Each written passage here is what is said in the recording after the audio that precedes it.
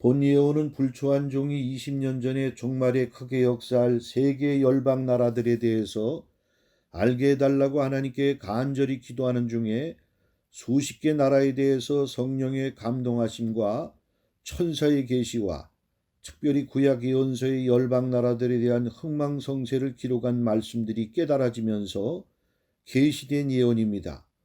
그러므로 이제부터 이 예언을 듣는 성도들은 대우 각성하고 기름등불 준비하여 신랑 맞이할 신부 단장을 해야 하겠습니다. 또한 세계 열방 나라와 그 방백들과 백성들은 하나님의 무서운 진노의 심판의 날이 가까이 왔다는 사실을 깨닫고 두렵고 떨리는 마음으로 애통하며 회개해야 할 것입니다. 자, 그러면 10번째 나라인 터키에 대한 예언입니다. 하나님 터키 나라에 대해서 말씀해 주세요. 특별히 터키는 신약 성경의 배경이 될 만큼 교회도 많았고 하나님의 백성도 많았는데 지금은 교회가 하나도 없이 폐허가 되었을 뿐만 아니라 믿는 백성도 찾아볼 수 없는 나라가 되었습니다. 왜 그렇게 되었습니까? 그리고 종말기에 터키는 어떻게 쓰임 받겠습니까? 자, 그러면 하나님께서 제게 주신 응답을 서술문 형식으로 답변을 드립니다. 터키라고 하는 나라는 고대로부터 많은 나라들의 흥망성쇠가 명멸하였던 곳으로 특히 지정학적으로는 서양과 동양을 연결해주는 관문이며 길목이다. 특히 관문이나 길목의 역할은 사람들이나 우마차가 다니는 통로로서 사람들이 계속해서 머물러 있지 못할 뿐만 아니라 항시 뿌리를 내리지 못하고 정착하지 못하여 마치 부평초와 같이 물결 따라 바람 따라 흘러가는 이륙 편조와 같다고 할 수가 있겠고, 또한 사람들이 다니는 그 길은 수많은 통행하는 자들에 의해서 밟고 다녀 그것은 마치 돌처럼 단단하게 굳어지게 된다는 사실이다. 그러므로 그러한 원리에 비춰보고 우리가 깊이 생각해 본다면 특별히 터키 지방은 늘상 동서양의 문물을 누구보다도 빨리 받아들이면서도 또한 쉽게 버리는 특징이 있다고도 할 수가 있겠다. 그리고 또한 터키 지역은 항시 중동 지방의 패권을 놓고 서양과 동양 그리고 남방과 북방의 세력까지 합세하여 이전 투구의 전쟁을 벌였던 곳으로 늘상 전란이 끊일 새 없이 일어난 살육과 파괴와 폐허의 땅이기도 한 것이다. 그러므로 그 나라 백성들은 수많은 상처와 고통과 환난을 당한 민족으로서 그 민족의 문화와 가치관은 한민족의 문화와 일맥상통한 바가 많이 있어서 작금에는 중동 지방에서도 한류의 붐이 가장 많이 일어난 나라이기도 하다. 이처럼 터키 지방은 유구한 역사 가운데에서 끊임없는 전란과 참화 속에서도 끈질기게 그 명맥을 유지하고 국가를 이루었다고 하는 것은 그 나라의 저력과 강인함을 보여주고 있는 것이다. 그리고 또한 관문이나 길목의 특징은 항시 소통되고 왕래하는 곳이기 때문에 사람의 행동 유형으로 분석한다면 유연성, 신속성, 순발력, 융통성, 신축성이 뛰어나다고도 할 수가 있다. 예속담에도 고리 싸움에 새우등 터진다는 말이 있듯이 터키 지방의 사람들은 항시 강대국들 틈바구니 속에서 살아야 하기 때문에 모든 것에 빠르게 대처하거나 받아들이지 않으면 안 되었던 것이다. 그러므로 터키 나라와 국민들은 어느 민족보다도 강인하고 유연성, 융통성이 있는 것이 사실인데 그 신뢰들을 우리가 구체적으로 살펴본다면 터키는 종교가 이슬람 국가이면서도 관습적으로나 문화적으로는 폐쇄적이거나 외골수적인 가치관을 가지고는 있지 않다는 사실이다. 특히 중동 지방에 있는 다른 이슬람 국가와 같지 않고 모든 면에 있어서 개방적이면서도 융통성을 발휘하여 정치에 있어서도 서구 구라파의 민주주의 제도를 채택하고 있어 국민들에게도 많은 자유와 권리가 주어진 나라이다. 특히 터키는 유럽과도 친밀하여 유럽 경제 공동체인 EC의 준회원국으로서 장차 EU에 정식 가입하기를 소망하는 나라이기도 하다.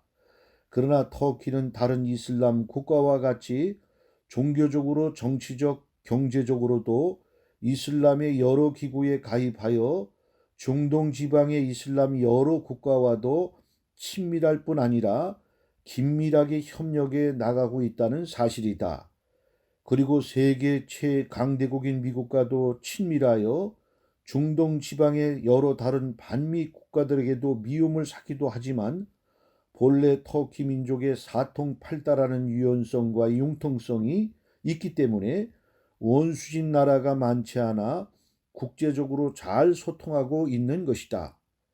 터키는 옆에 나란히 붙어 있는 이란 나라와는 지리적으로나 역사적으로도 늘상 함께하여 마치 쌍둥이와 같이 닮은 특질들이 많을 것 같았는데 전혀 그렇지가 않을 뿐만 아니라 도리어 두 나라의 국민성이나 가치관 등이 확연히 차이가 난다고 할 수가 있겠다.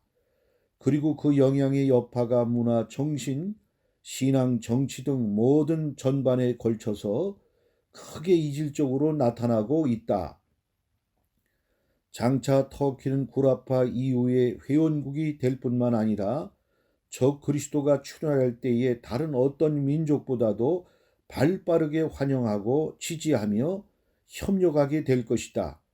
특히 적그리스도가 중동 지방과 이슬람권을 통치하기 위해서 터키 나라를 이용할 것이며 또한 터키 나라는 여기에 절대적으로 복종하며 충성하게 되는데 장차 세계가 하나로 통합되면 적그리스도를 대신하여 중동 지방을 통치하는 맹주가 될 것이고 작은 뿔이 될 것이다. 또한 적그리스도의 중동 지역에 대한 통치의 발판과 수족 역할을 하게 될 뿐만 아니라 적그리스도의 끈앞풀이 될 것이다. 그러므로 종말기에는 중동 지방의 모든 나라들은 이 터키 나라에게 눈치를 보며 순종하게 된다. 참으로 안타깝고 안타깝다. 초대교회 당시에는 기독교의 복음이 왕성하게 꽃을 피우고 세계 복음화를 위해서 견인차 노릇을 하여 많은 교회와 하나님의 백성들이 살던 땅이 이제는 복음의 빛이 없는 흑암의 나라가 되었으니 이 어찌 된 일인가? 그러면 왜 소아시아 지방에 왕성하게 역사했던 기독교의 복음과 신앙의 역사가 지금은 왜 사라지고 없어졌는가? 또한 교회들도 폐허가 되어 간신히 흔적만 남게 되었는데 왜 그렇게 되었는가? 여기에는 누구나 알아도 다 알고 있듯이 사우디아라비아에서 태동한 이슬람 종교 때문이다. 그 종교가 중동 지방과 아프리카 지역까지 지배하게 되므로 기독교가 터키 나라와 중동 지방에서 사라지게 되었는데 사실 그 역사는 하나님께서 감추신 모략과 깊이 섭리하시고 허락하신 일로서 그 비밀에 대해서는 나중에 소상히 밝히겠다. 자, 그러면 기독교 교회가 터키 지방에서 사라진 일반적인 이유들을 주님께서 요한계시록을 통하여 7교에게 주신 편지 가운데서도 우리가 그 연유를 찾아볼 수가 있는데 에베소, 버가모, 두아디리아, 사데, 라우디게아 교회들에게 주신 주님의 책망과 경고를 통해서 왜 하나님의 교회와 그의 백성들이 사라졌는가를 우리는 분명히 깨달을 수가 있다. 그것은 바로 교회와 성도가 사명을 제대로 감당치 못하게 될 때에 이런 일이 생겼다고 하는 사실이다. 그리고 또한 우리가 세계 교회사를 통해서도 살펴본다면 터키 지방의 소아시아 교회들만 이 세상에서 소멸된 것이 아니라 작금의 유럽 교회와 미국 교회 그리고 대한민국 교회의 현주소를 보라. 그 교회들이 지금 어떻게 되어가고 있는가? 그러므로 우리는 소아시아 지방의 교회와 그의 백성들이 무슨 연유로 인하여 이 세상에서 사라졌는가?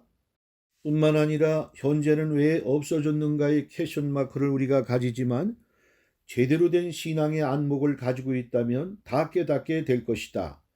핍박, 환난, 시련, 고난, 가난 등 한마디로 십자가의 신앙을 버리고 풍요, 번영, 형통, 성공주의, 기복주의 등 진리를 떠난 육신적, 감각적, 정욕적, 쾌락적, 세속적인 신앙으로 변질되고 타락하게 된다면 자연히 기독교는 쇠퇴하게 되는 것이다.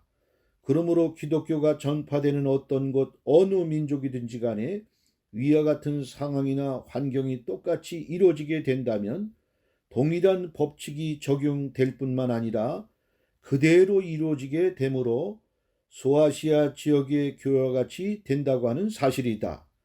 그러나 하나님께서는 터키 민족을 지극히 사랑하시고 긍휼히 여기신다.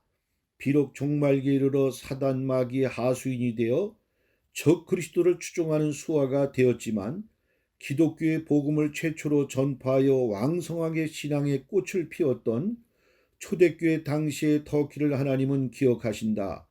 너희 터키 민족도 하루속히 회개하고 내게로 돌아오라. 내가 너희를 구원하겠다. 사단 마귀는 과거에 하나님께서 역사하여 신앙의 꽃을 피웠던 나라나 백성들 지역들이나 도시로 한 군데도 빠짐없이 그대로 들어가서 이제는 거꾸로 사단 마귀의 나라를 보란듯이 만들어가고 있는데, 이것은 사단 마귀가 이 세상과 인생들을 여러 가지 면에서 지배하기 위한 미혹이며 쾌계이고 모략인 것이다. 특히 이러한 역사를 통하여 사단 마귀는 하나님의 백성들에게 신앙의 회의를 가지도록 만들게 할 뿐만 아니라 하늘에 계신 하나님께는 조롱하며 대적하고 있는 것이다.